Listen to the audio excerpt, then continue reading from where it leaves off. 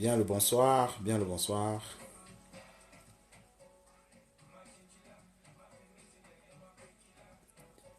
bien le bonsoir.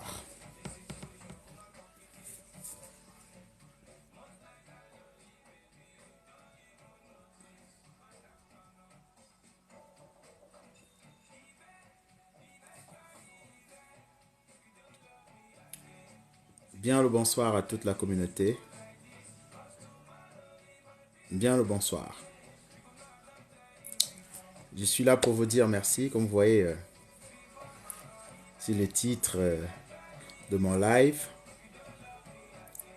C'est la première fois. C'est vraiment la première fois que je me connecte sur un live ici. Voilà. Bien le bonsoir à Tselik, Alia. Bien le bonsoir.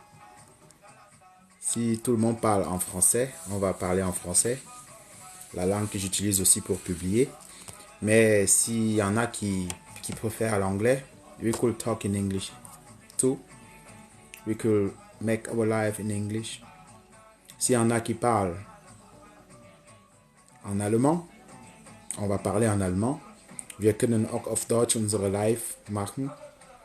Donc, comme vous voyez, nous sommes multilinguistes. Voilà. Les langues africaines, on pourrait les parler aussi. Vraiment, je fais ce live juste pour vous dire merci, merci, merci, merci.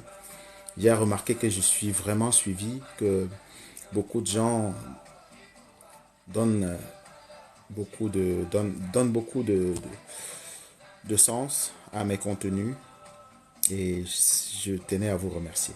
Voilà. C'est mon 10e jour sur TikTok. 10 jours bien comblés avec des commentaires qui, qui m'ont toujours fait très chaud au cœur. Donc je tenais vraiment à vous dire merci. Voilà, ce premier live, c'est juste pour activer ma page afin de pouvoir faire des prochains lives avec des meilleurs contenus. Comme je l'ai dit dans mon posting précédent, l'objectif de ma page, c'est de participer à la renaissance spirituelle africaine. Voilà. Je viens d'une famille royale, mais il y a eu dans ma famille, pendant le maquis au Cameroun, quelque chose qui s'est passé de telle manière que mon grand-père, qui était prince, a fui pour se cacher ses missionnaires et a finalement accepté leur religion au point de devenir pasteur. Donc je suis né chez lui et j'ai grandi dans tout ça. Il y a à peine 10 ans que j'ai pris conscience de la problématique religieuse. Parce que étant au milieu donc du système religieux, n'est-ce pas, depuis mon enfance, j'ai pris conscience qu'il y avait quelque chose qui n'allait pas. J'ai compris quelle fourberie planait dans cet hémisphère religieux. Et j'ai commencé à me poser des questions. Je me suis posé des questions simples. Pourquoi ceux qui nous ont imposé cette religion, notamment au Cameroun, puisque je me considère comme africain, voilà, mais on vient toujours de quelque part. Personne ne l'a choisi d'ailleurs. Mais pourquoi la France colonise mon pays et les mêmes gens qui ont envoyé les colons, c'est également eux qui ont envoyé les missionnaires. Donc, en me posant ces questions, je me dis, si c'est le même gouvernement, le même système français qui a envoyé les colons au Cameroun, si c'est le même système qui a envoyé les missionnaires, ça veut dire que les missionnaires étaient là pour rattraper ce que les militaires n'auraient pas réussi. Par exemple, la soumission de mon peuple n'a pas été facile. La preuve, au XVIIe siècle, quand les Arabes sont arrivés dans l'ouest du Cameroun, ils n'ont pas pu soumettre tout l'ouest. Ils ont juste uniquement pu soumettre, parce qu'il y a un fleuve qu'on appelle le Noun, pour ceux qui connaissent, le Noun. D'ailleurs, dans les livres sacrés, il est écrit que la vie est née dans le Noun. Ou alors que l'être suprême a pris conscience de lui-même étant dans le Noun. Alors, pour revenir sur le Cameroun, mon peuple a déjà été confronté à une guerre contre les Arabes au XVIIe siècle. Une partie de mon peuple s'est laissée islamiser. Jusqu'à aujourd'hui, ils ont un sultan, un jeune sultan d'ailleurs, que j'ai eu à côtoyer il y a quelques années. À l'époque, il était prince. Voilà, juste comme pour dire que ce côté du Noun a accepté la religion, peut-être pour avoir la paix. Parce qu'au fond, le sultan, le père du nouveau sultan, était très ami avec mon grand-père. Voilà. Mon grand-père, le voilà. Pour ceux qui le connaissent, c'est le roi Sokoudjou. Voilà. C'est le plus vieux monarque de la planète. Je raconte tout cela juste pour m'introduire moi-même, pour me présenter. Et surtout pour dire que je viens de très loin en fait. Je viens de très loin. Je viens d'une famille qui a été confrontée à plusieurs guerres. Mais les guerres les plus sanglantes, c'était les guerres religieuses. C'est-à-dire, c'était au XVIIe siècle contre les Arabes venus du nord du Cameroun. Et au XXe siècle, donc, contre les Français. Voilà. Les Allemands n'avaient pas pu soumettre mon royaume. Ils n'avaient pas pu soumettre mon royaume. Ils ont préféré coopérer avec les rois de mon pays. Et notamment les deux royaumes duquel je suis issu, qui sont actuellement des grandes chefferies. N'est-ce pas? Ces royaumes ont réussi à faire comprendre aux Allemands qu'on n'acceptera pas le christianisme. L'Allemagne a perdu la Première Guerre mondiale et puis le Cameroun a été redistribué, du moins a été mis sous mandat, sous protectorat français et anglais, a été divisé en deux. Les Français sont arrivés et c'était maintenant le début d'une autre ère de barbarie. L'ère française au Cameroun était tellement barbare que les travaux forcés étaient... Et les Français, ils s'en foutaient des princes, bref, ils soumettaient tout le monde. Ce qui a attiré mon attention, donc, c'est que, arrivé en Occident, j'étais dans la chorale, j'ai fait la chorale, j'ai fait du gospel. Mais je me suis rendu compte que les Européens sont racistes même à l'église. Les Européens sont racistes à l'église. C'est quelque chose que je ne pouvais pas imaginer. Je savais le racisme, le tribalisme, c'est presque deux mêmes types de mots. C'est un peu comme la xénophobie. C'est vrai que le racisme est basé sur la couleur de peau, mais le tribalisme est basé sur quoi? Voilà, c'est toujours...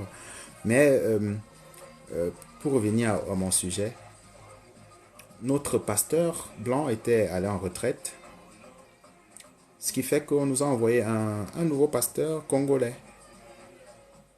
Franchement, la moitié de l'église blanche ne venait plus. Et je me suis rendu compte, ah, ils aiment bien nous entendre chanter, nous entendre taper sur les tam-tams, mais ils ne peuvent pas s'imaginer que nous puissions évoluer au point de pouvoir diriger l'église. Mes questionnements avaient commencé là. Donc, de fil en aiguille, j'ai dû me poser des questions plus graves, en fait. Pour un religieux, la question la plus grave, d'après moi, que je me suis posée, c'était: est-ce que Dieu a une religion? À ce moment, je n'avais jamais entendu parler de kémitisme. Cheikh Anta Diop, bon, peut-être en passant. Euh, je, bref, je n'étais pas encore conscient que j'étais en train de créer, j'étais en train de sortir vivant d'un système qui m'avait complètement abruti depuis mon enfance, sans me laisser aucune possibilité, aucune possibilité de choisir. Je suis né, on ne m'a pas demandé mon avis, on m'a baptisé. Avant d'arriver au lycée, en sixième, on m'a fait passer le catéchisme pour être baptisé. J'étais à la chorale, je suis devenu moniteur au culte d'enfants. J'ai évolué, je suis entré dans la chorale, dans le culte des adultes plutôt.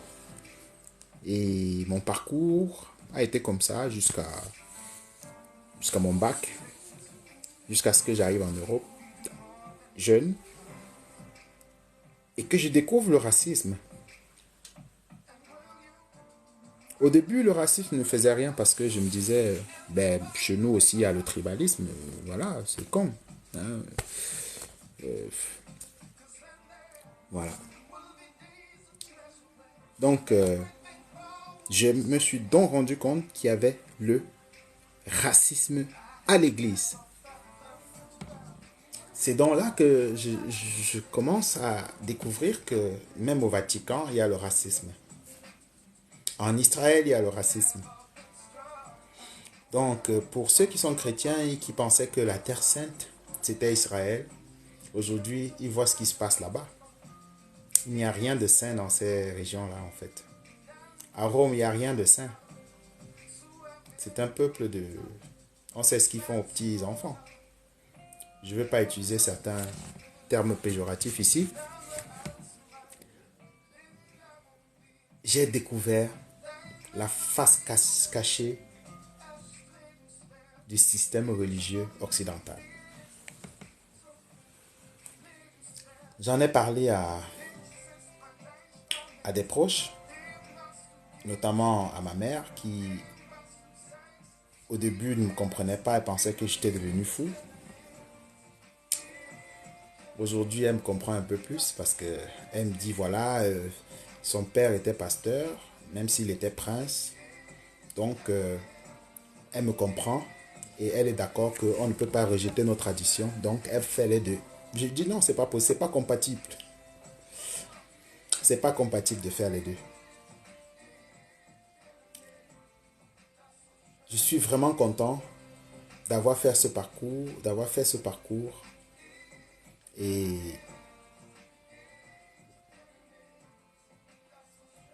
d'avoir pratiquement par moi-même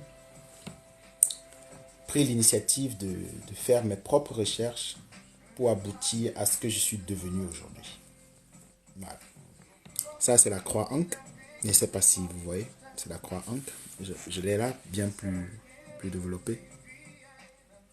Voilà. Ça, c'est le dieu soleil. Bon, quand il sera plus clair, dans un autre live, je pourrai vous montrer comment est-ce que j'ai pu dessiner ce en quoi je crois dans mon corps.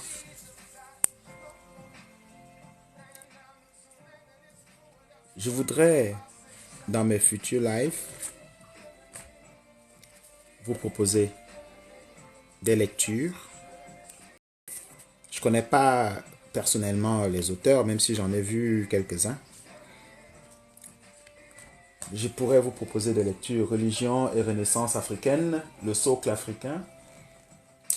J'aime bien l'auteur Amama Mazama parce qu'elle m'inspire beaucoup. Les thèmes que nous aborderons dans nos prochains lives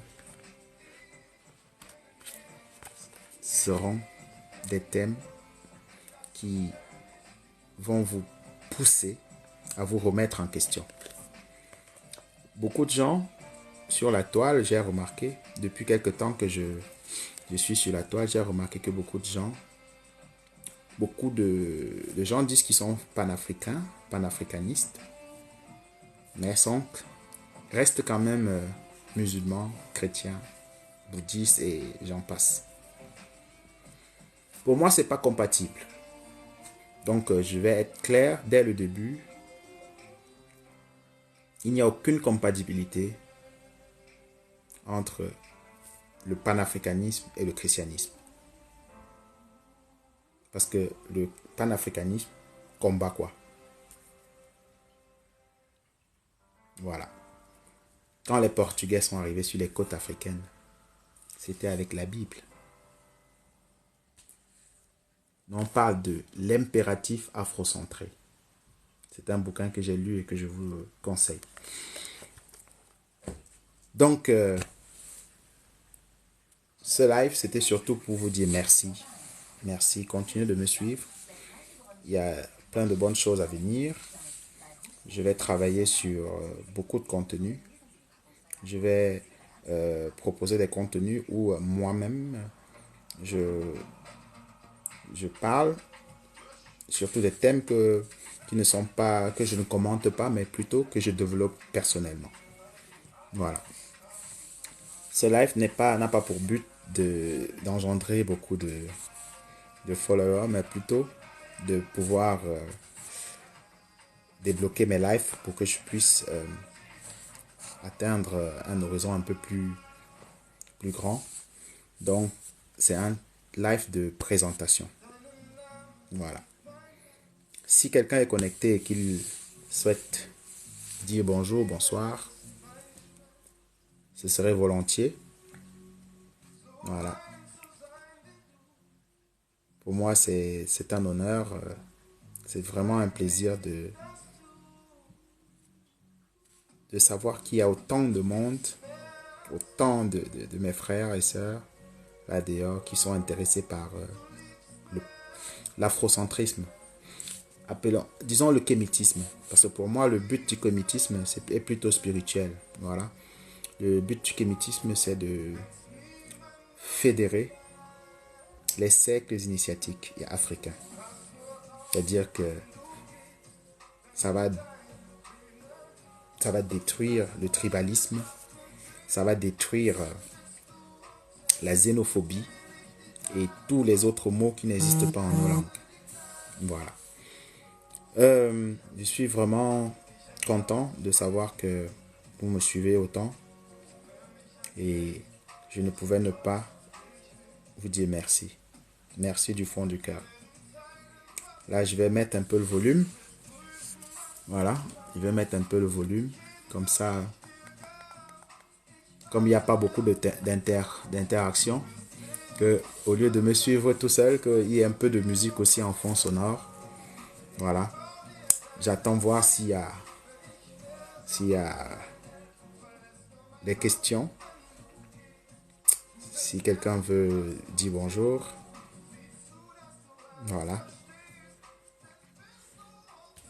L'impératif panafricaniste. L'impératif afrocentriste. Voilà, plutôt, autant pour moi. C'est un livre que je vous conseille. Voilà. Parce que pour savoir où on va, il faut déjà pouvoir savoir où on est. Voilà. Moi, je suis afro-centré. Voilà. Je suis afro-centré et kémite. Voilà. Kémite convaincu. Voilà. Complètement kémite, quoi. Voilà. Parce que le fait d'être congolais, ça réduit un peu de notre pouvoir. Ça réduit un peu le fait d'être seulement congolais, camerounais, ivoirien. Ça réduit un peu de nos capacités à pouvoir euh, se surpasser. Voilà. Je suis certain que vous allez me voir très prochainement dans beaucoup d'autres lives. Je vais me donner la peine de souvent intervenir dans les lives, de pouvoir souvent donner mes points de vue. Mais ma page est vraiment dédiée au choc, n'est-ce pas? Ce sera un peu cru ici parce que le, le, moi, mon truc, c'est de pouvoir pousser chacun à se remettre en question. Voilà. Je veux que mon frère qui est encore religieux, disons chrétien ou musulman, que quand il passe sur ma page, n'est-ce pas, qu'il se remette en question. Pourquoi le lieu sacré des musulmans ne peut pas être au Cameroun? Pourquoi le Cameroun n'est pas une terre sacrée, d'après les religieux? Qu'est-ce qui manque au Cameroun? C'est parce que les prophètes des religieux ne sont pas nés chez nous. Qu'en est-il de nos propres ancêtres? Voilà. Beaucoup de peuples africains peuvent tracer leur généalogie jusqu'au 13e, 12e, 11e siècle. Beaucoup de peuples. Je viens de deux royaumes, deux grands royaumes dans l'ouest du Cameroun. Et chacun des deux royaumes existe depuis le 13e siècle, au moins. À cette époque, l'Europe entière était encore au Moyen Âge.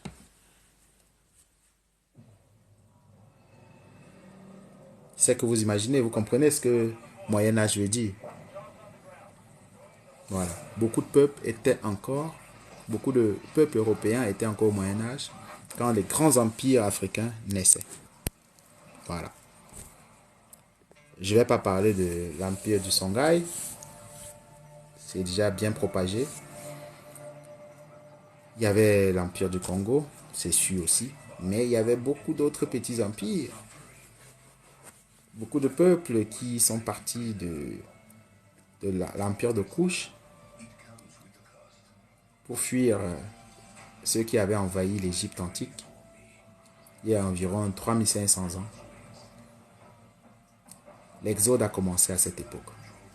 Nous étions des peuples pacifiques.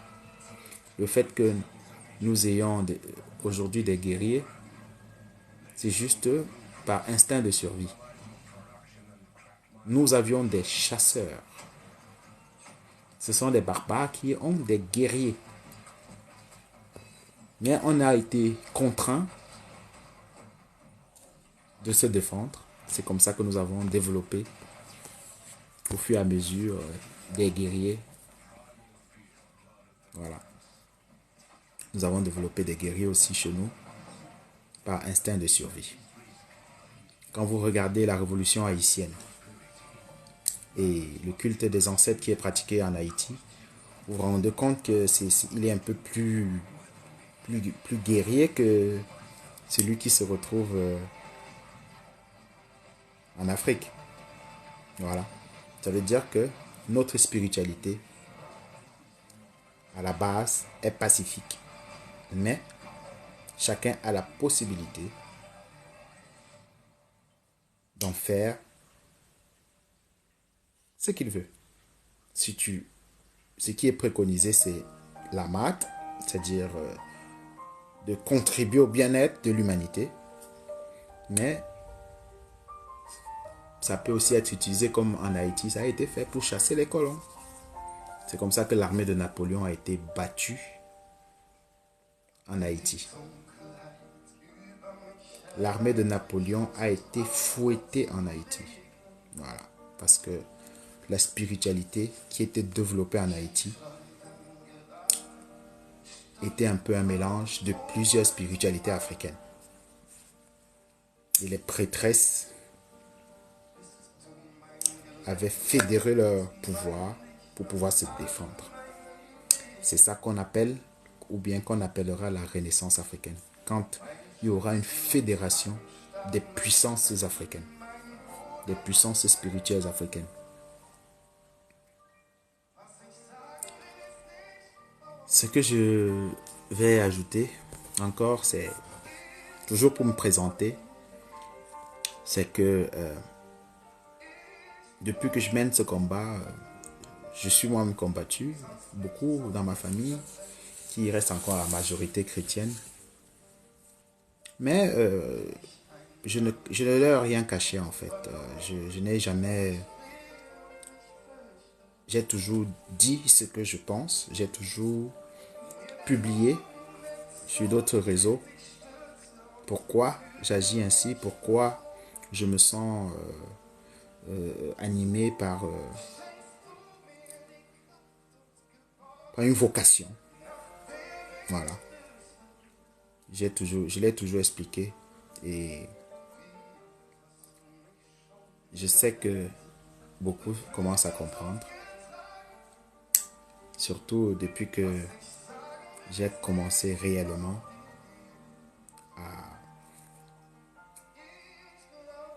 à monter au créneau pour comme je l'ai dit, c'est un choc. Moi, je suis plutôt de la catégorie de ceux qui ne sont pas là pour caresser dans le sens du poil. Voilà. Moi, quand j'ai quelqu'un de ma famille qui est chrétien et tout, je le choque en fait. Je le choque. Ça peut pousser à me détester, mais c'est pour un temps parce que je ne me cache pas. Tous sont là sur toutes mes pages. Ils me suivent. Ils lisent. Ils voient mes arguments. Et beaucoup commencent à adhérer. À dire, ah, tonton, grand frère, Tassop et tout. En fait, ce que tu dis là, parce que quand on est d'une descendance royale, on n'a pas le droit de trahir. Quand on est d'une descendance royale, on ne peut pas devenir religieux dans d'autres congrégations extérieures à notre propre ancestralité. C'est ça la trahison. Parce que le secret de nos royaumes sont conservés dans les cases sacrées. Et ces cases sacrées sont dans nos royaumes, dans nos chefferies, etc., etc., etc. Ma présentation va être complète à la fin de cette vidéo parce que dès la semaine prochaine, je vais entrer en matière et je vais vous dévoiler des choses qui vont vous glacer le sang.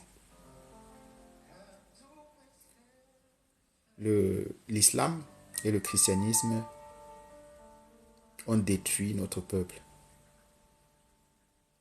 L'islam et le christianisme ont détruit mentalement notre peuple.